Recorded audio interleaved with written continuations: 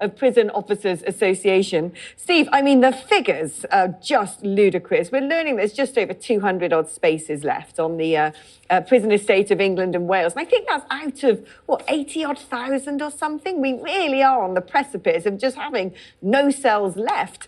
Do you think, instead of just releasing people early, this idea that actually getting people to do some form of national service could work? Well, my union hasn't got a policy on national service, but from a personal perspective, I'm not sure it would work, quite frankly. Discipline starts in the home, nowhere else, as far as I'm concerned. But if we're really serious about prisons and the prison population, because I'm a great advocate in that victims come first. Right. Victims should always come first, victims of crime. Absolutely. There's no doubt about that. But we need an adult conversation in Great Britain. I was on here a few weeks ago talking about prison violence. I remember. And I'll be honest with you, nothing's changed my opinion. We need an urgent royal commission into the whole criminal justice system, because I've got to say, I listen to the government officials, I listen to the main opposition, and they're just politicising a real serious issue. Now, that's been going on since the 90s, since the days of Michael Howard, saying with his strapline, prison works. And then with Tony Blair, tough on crime, tough on the causes of crime. Now, I take you back to Strangeways, because it's a very important issue. They were talking about overcrowding our prisons then, when the Manchester riot happened, or Strangeways riot happened. And there's 43,000 prisoners then.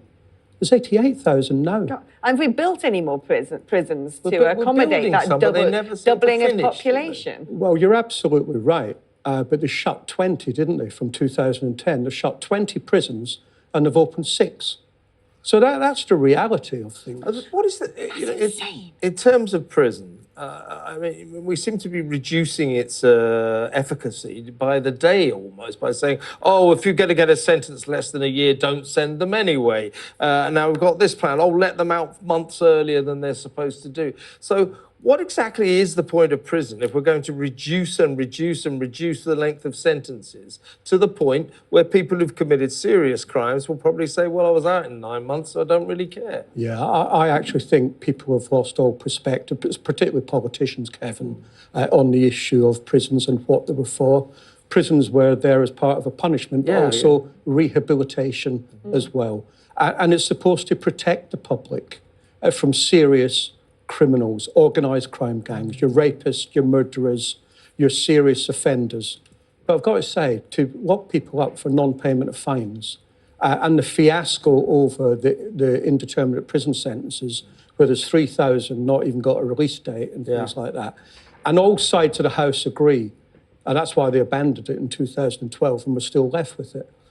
But for me, on average, it costs £47,000 to keep someone locked behind bars. Now, surely there must be another way in Britain that we can look and say, actually, prison isn't working, so we need to find out what is working in the community and make people accountable for their own actions, but something that the public have got confidence in. And that's why my union have been calling for a royal commission, not just into prisons, but the whole criminal justice system. Really, I don't want to hear the Tories or Labour continually trying to outdo each other in who can lock up the most prisoners, because ultimately it's my members on the receiving end of such disastrous policies. It's a very good clarion call. We do need that, I agree. Talk to us about, when you gave me those statistics, almost a doubling of the prison population and 20 shut and only 6 new ones open, so a deficit of 14 from where we were. That to me is balmy.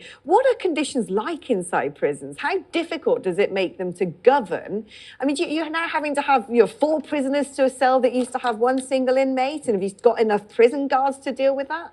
Well, there's not enough prison officers, in my view. They slashed the numbers in 2010, and we haven't even caught up with what they cut in 2010. It's increased slowly, but nowhere near what we had in 2010. We're still seeing a deficit of over 1,000 officers and 3,000 operational support grades, the people that back prison officers up on other issues within prisons.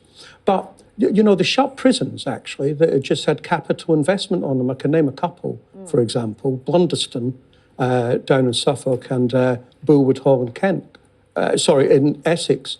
And both establishments were closed. I know why they were closed, because they were on land that they wanted to sell off, quite frankly. But in actual fact, there was nothing wrong with those prisons. Right. They'd had capital investment in them. It's all Blimey, crazy. what a waste of money. Steve, we have to go, but thank you so much. Steve, thank Gillan, you the very General welcome. Secretary of the Prison Officers Really appreciate it. Association. Thank you.